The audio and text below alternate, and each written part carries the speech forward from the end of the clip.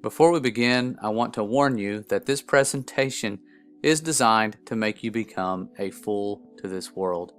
I know that sounds evil, but it's actually what the Word tells us to do when it says that if any man among you seemeth to be wise in this world, let him become a fool, that he may be wise. And if you're reading this and not understanding what the wisdom of this world is, that's okay. We all grew up with this wisdom. We're surrounded by it. It was forced upon us when we were too young to prove all things. But the wisdom of this world and why losing it to become a fool makes you wise is due to the one simple fact that the wisdom of this world is foolishness with our Father. To lose that will make you become a fool, in the sense that the world that you once were wise in will now view you as a fool. So it's a fair warning. I wanted you to know that before I start. And if you're ready to proceed on, there's two ways that you can lose this wisdom. The simplest, of course, is to let God be true, but every man a liar. The one that is more challenging, but something we should all do anyways, is to prove all things. And if you do that, you'll find out that God is true, and pretty much everyone else that has shown you the wisdom of this world is a liar. Not intentionally, most of the time, but these lies were inherited by us. And before I expose those lies, I want to share how it is that I lost the wisdom of this world. It wasn't one of simple faith and just letting God be true. I knew He was real. Some miracles happened a little over a decade ago that proved to me beyond a shadow of a doubt that He still heals and that His mercy is exactly as He says it is throughout the Word, that it endures forever. The pattern that we seem to miss when we're skimming through this book, that it's everlasting, that His truth endureth to all generations. There's an awakening happening right now, and many are finding out that we do have this loving Father who's a lot closer than we were told. I was one of them in that miracle where He healed my broken heart and set me free and restored me beyond new and beyond that old self that I was, where I was leaning on this world for my happiness. I learned a valuable lesson, and the lesson I learned is similar to that of the love you learn about from your parents. The fact that they tell you to look both ways before you cross the road isn't so that they can punish you when you mess up, it's so that you don't die. And if your parent were to find you injured because you, heaven forbid, forgot to look both ways because you were energetic and foolish, as some children are, like I was, and you got hurt, would your parent punish you while you were laying there in pain, or lift you up when you reached up for them? And that is not what I was expecting when I had been foolish, but He lifted me up anyways. And it's a love that I could not deny. And this miracle happened about a month before I started my career as a teacher, and I had no clue where that journey was going to go. But one thing was for sure, I had a newfound respect for intelligent design and the complexities of creation. And it's so complex that we need cartoons to show us the complexity of His design beyond the microscopic levels that we can see, because it's just that intelligently designed. And it was one of those things that bothered me, especially when there was that elephant in the room that I had to address, known as evolution. It was one of those things that, no matter what timeline they gave me, didn't seem mathematically possible. And so, like the crazy mad scientist, I tried to map it all out just to see if I could prove that that was even possible. And the harder you try, and the more you learn about the complexity of life and the symbiotic relationships of everything, the more you realize it's impossible. And I could go into that in this video, and it would take a lot of your time. I encourage you to look into that. I will leave some resources for you. But while I was doing this investigation, using the wisdom they gave me, I found some things that didn't add up. Like the fact that I had been lied to when I was a student about the proofs we had for common ancestors. I was shown drawings, again like I said, cartoons. And that's okay if they are drawing what they assume. But if they draw something and tell you that it's one thing, when they know that it's not and we have scientific proof that it's not, that is a lie.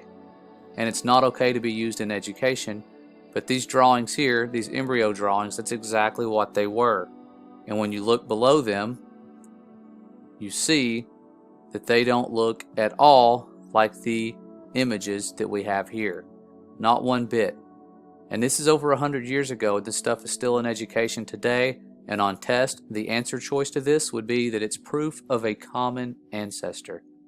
I know this because I've administered these tests and I have seen those questions, and that's what they say. And real science prove that there are lies, and that is one of many that led me into some searching and digging and finding out that every bit of evidence they have to support the lies falls apart and is based on fraud.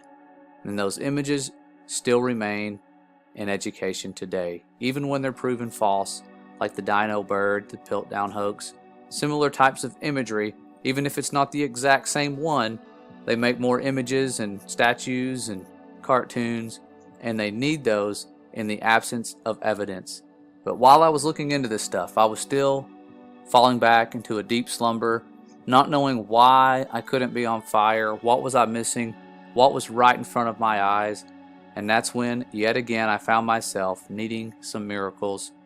And as always, when I've reached out, He was there to pick me up, and a chain of miracles opened my eyes and had me ask a question that would change everything. As I looked up at the stars, knowing that something was off about creation and the timelines, and I said, Father, show me the truth about creation, no matter how crazy it sounds, and I ask that it gives glory to you.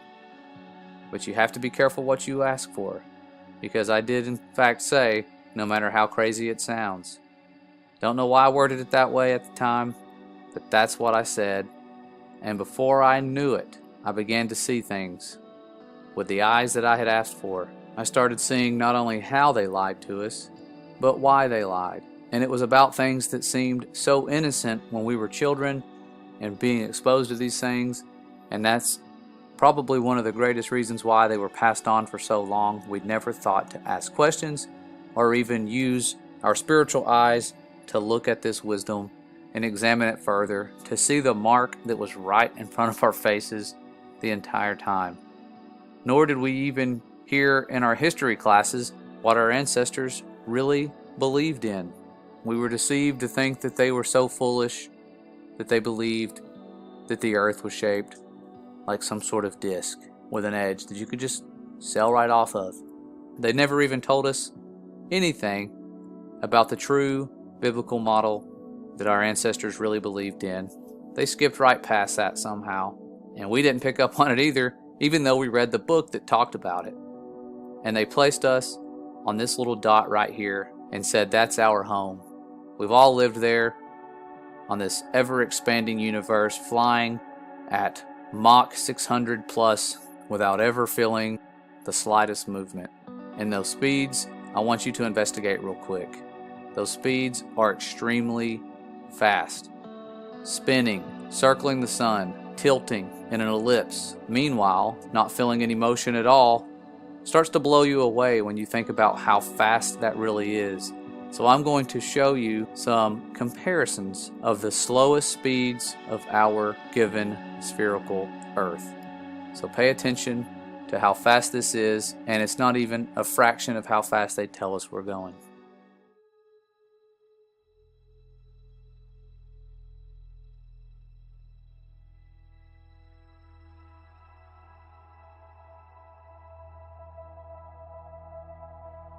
The supersonic pass.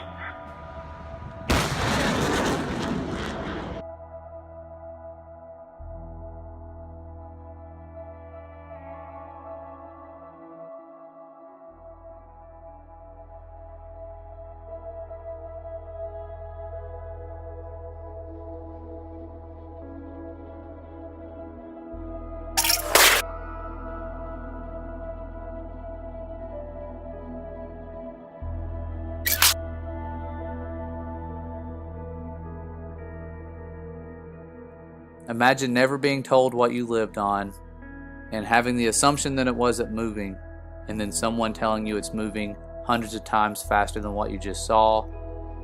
It would take a lot of faith to accept that, especially when you can point anything at the North Star 365 days a year, while the stars that circle around it make perfect circles. But it's a stretch of the truth from people who have carried on something that makes the Father angry, and it's sun god worshiping.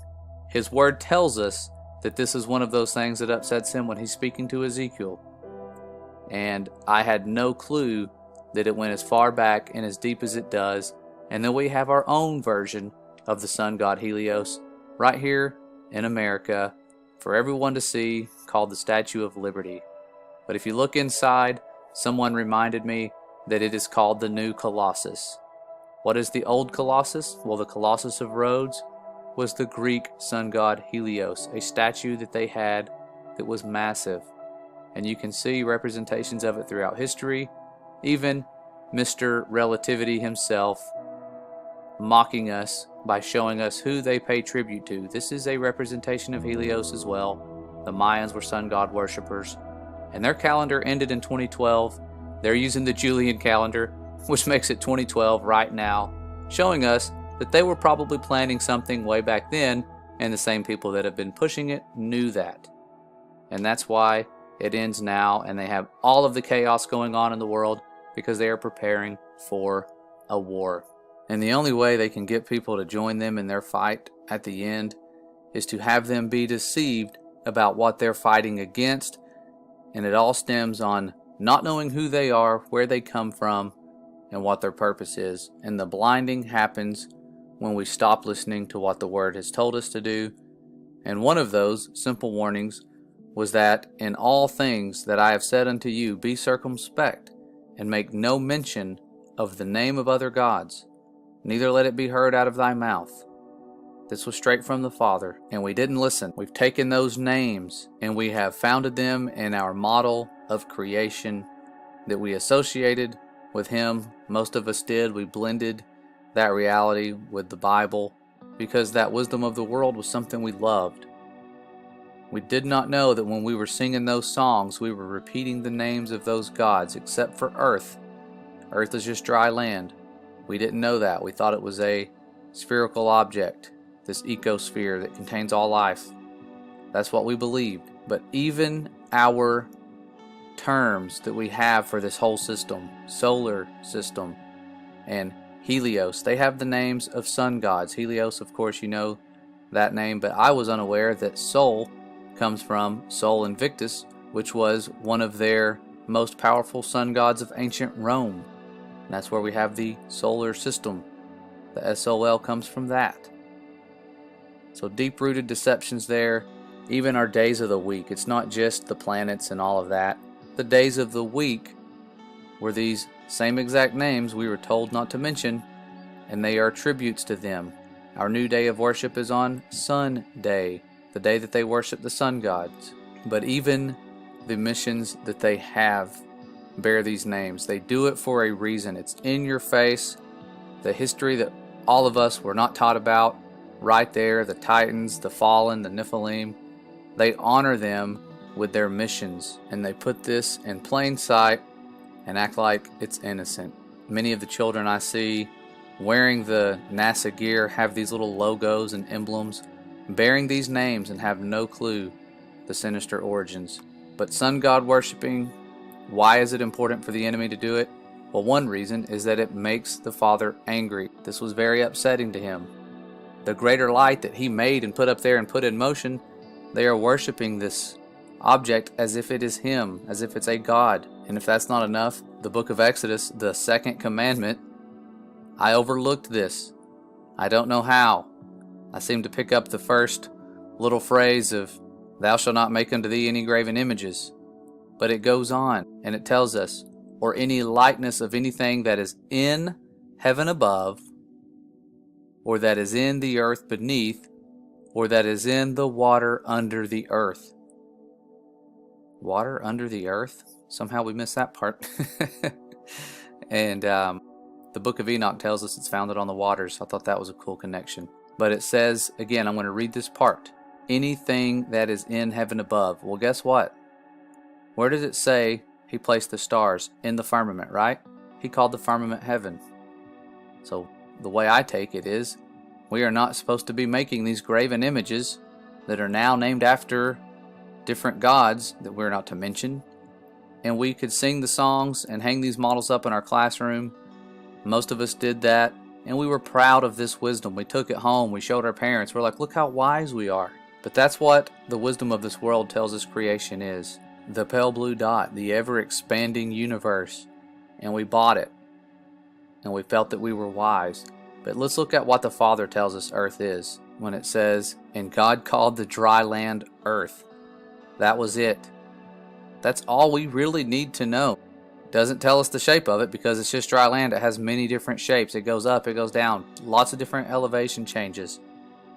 But one really key factor is its motion. Earth is fixed and immovable. It cannot be moved.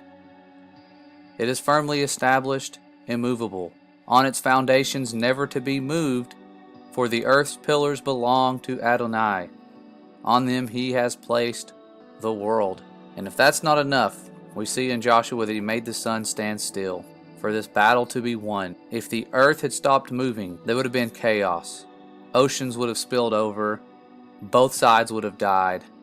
It would have been tragic, almost like the flood. But that's not what the book tells us happened. It says the sun stood still in the midst of heaven and hasted not to go down about a whole day. It also tells us there is a firmament above us. Another thing we all overlooked when we were so blinded by the wisdom of this world. And it tells us that God said, let there be a firmament in the midst of the waters, and let it divide the waters from the waters. And God made the firmament, and divided the waters which were under the firmament from the waters which were above the firmament. And it was so. And God called the firmament heaven, and the evening and the morning were the second day. That completely destroys this. And if you're new to this, which is who I am trying to reach out to, this is destroyed. This is not what any of us believe in. There is no pancake floating in space. Earth has a foundation with a great expanse above it, the firmament, the greatest and the largest structure known to mankind. And the cool thing about this expanse is that we are thankful to the Father that we have seen it. We believed it was there when we started looking into this and the Spirit was moving, awakening us up. But we have seen it, and we might have missed it, but there was some valuable key pieces that helped us see this. And they go back to prophecies. I'm going to read a couple of them from the book of Enoch. And one of them says, and many chiefs of the stars shall transgress the order prescribed. Talking about the planets. And these shall alter their orbits and tasks, and not appear at the seasons prescribed to them. And the whole order of the stars shall be concealed from the sinners, and the thoughts of those on the earth shall err concerning them, and they shall be altered from all their ways. Yea, they shall err and take them to be gods, and evil shall be multiplied upon them. Quite simple. We have taken them to be gods. Like we said earlier, they are all named after gods. It's nothing new that they have those names. And that takes me to something else that was said in the book of Enoch that sounded way crazier than this. When Enoch is being shown these things by angels, it says, and other things I saw concerning lightning, how some of the stars rise up and become lightning, but cannot lose their form. So if this happens, we should be able to see that. This should be something that people know about. Well, after reading this, I had a memory of something called lightning sprites. As you see here, this phenomenon, it's so fast and it's rarely caught on camera. There were some brave scientists that ventured up above a storm to film these, and what they captured revealed exactly what this book was saying. And I'm going to let you guys see this as these stars rise up and as these what they call lightning sprites shoot out through the firmament and the waters above. It's going to blow you away.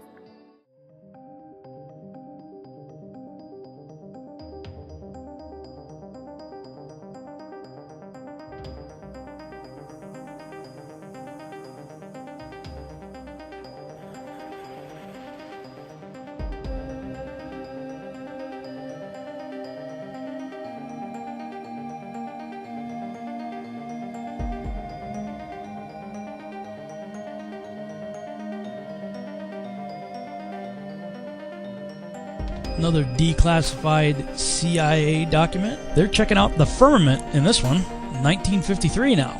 In the investigations, 2 instruments designed by V.G. Fezenkov were used. One of these was a visual photometer of the daytime sky intended for measuring the brightness of the firmament, and derived, get this now, on the assumption of a flat Earth. So the Russians are trying to check out the firmament based on assumptions of a flat Earth in 1957?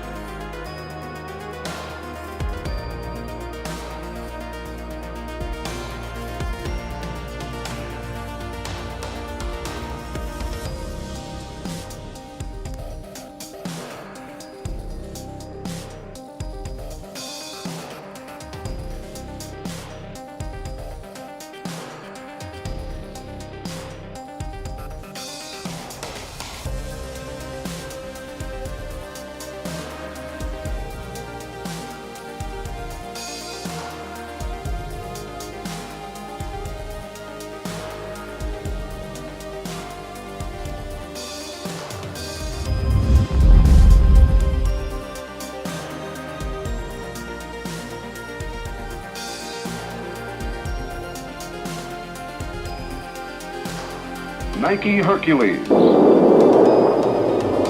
Stripey XM-33,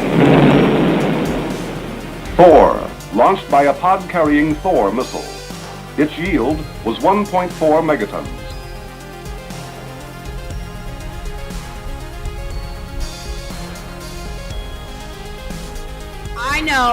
I know we have still not shattered that highest and hardest glass ceiling, but someday someone will, and hopefully sooner than we might think right now.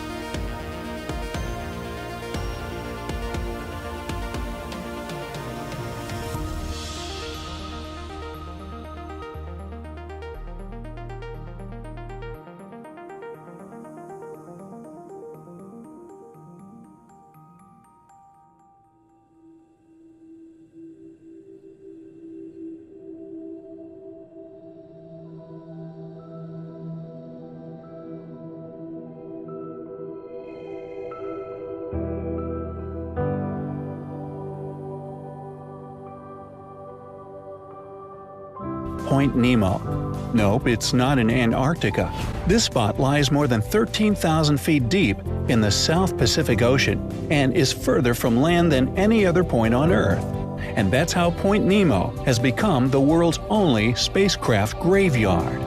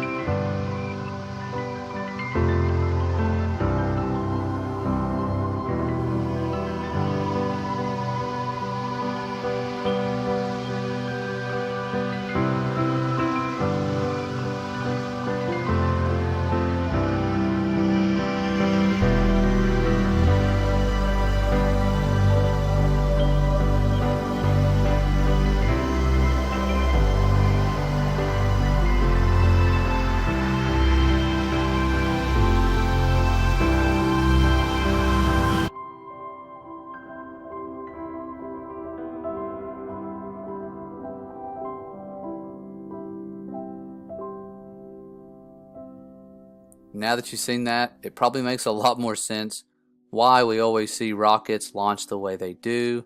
It's a good show to watch. Yes, it's exciting. We still watch these because we know that they can only provide us with a few minutes of uncut footage followed by a cartoon, or they just stop it altogether. In all the decades of rockets being launched, you don't have as much footage uncut as regular people launching balloons. If the regular everyday person can launch a balloon and give you 3 hours of footage, why can't our multi-billion-dollar agencies give us that? Because it's impossible, and it would show where they are going. You can do some digging if you don't believe me and try to find uncut footage that lasts longer than a few minutes, and you can't. But if this barrier is up there, scientists would have detected it, and they have.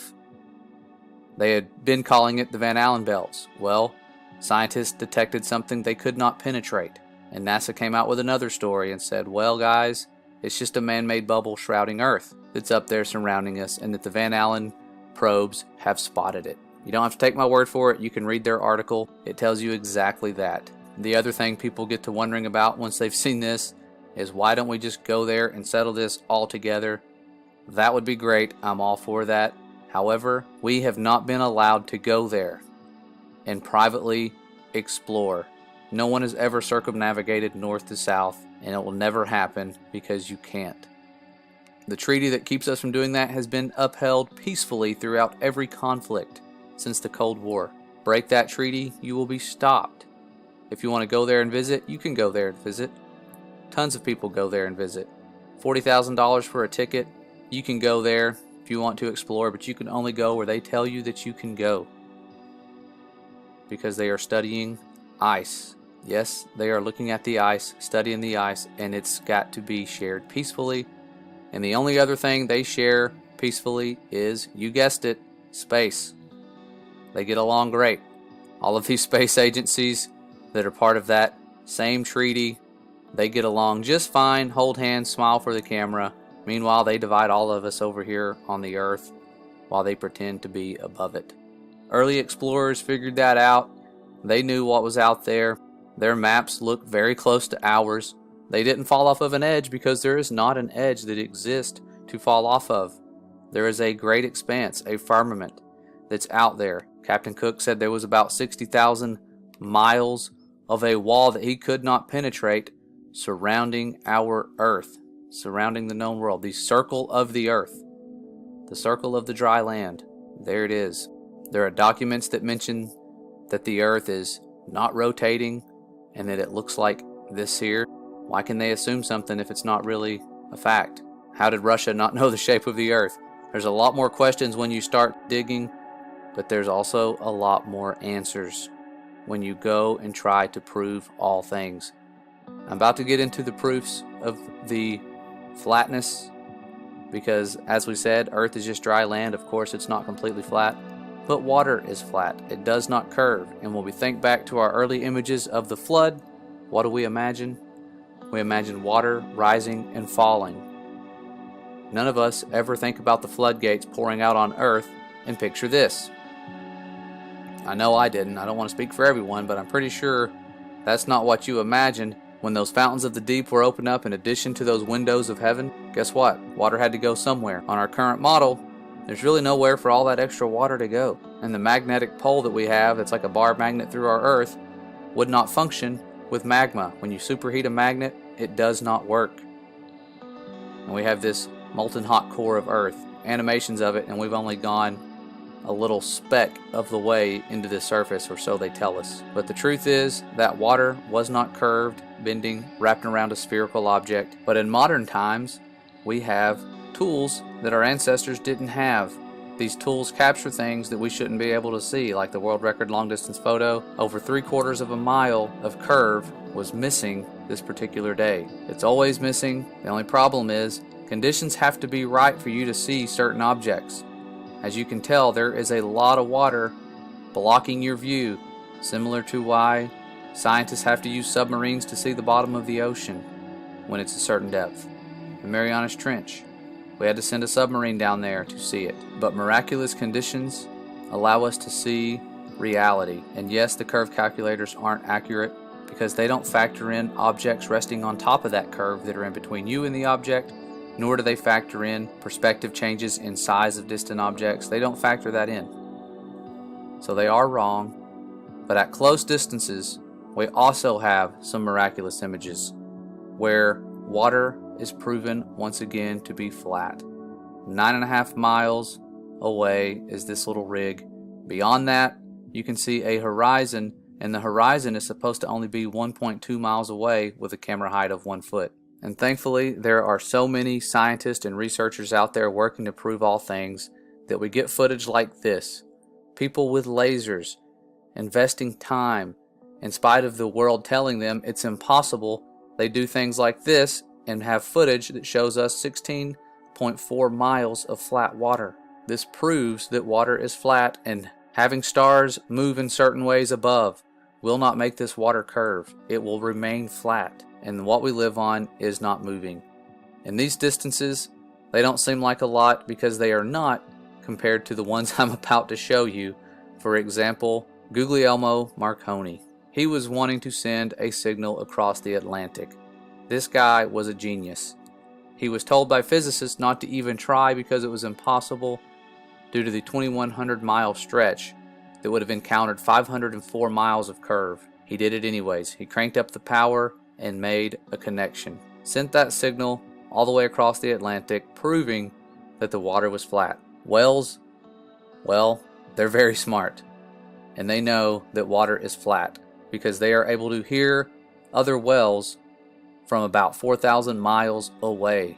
Scientists tell us the only time they can't hear each other is when there are ridges in the way that create acoustic shadows. However, the 495 miles of curve doesn't impact them, and it might be because the bottom of the ocean looks like this. Not perfectly flat, but if you're near the surface, places like this, where you can send a signal, they can communicate. The Geological Society of America mapped out the ocean. This is what they got. Notice the straight line up top. That's reality. These are just a few of the many proofs that are compiling as we move forward and prove all things. But when we look back at the old reality that we believed in, we see one thing that's clear: deception. The deceivers had to pull off some amazing feats. They are no rookies to deception.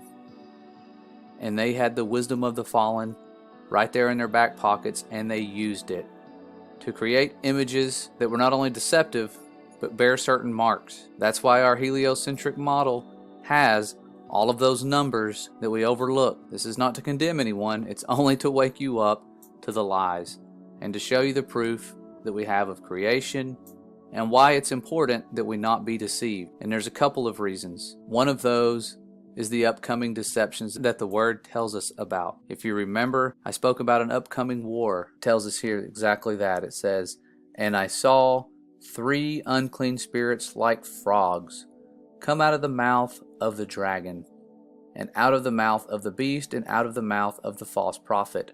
For they are the spirits of devils, working miracles which go forth unto the kings of the earth and of the whole world, to gather them to the battle of that great day of God Almighty." This is a whole other video in itself. We should talk about this and understand what's coming, what they're preparing for.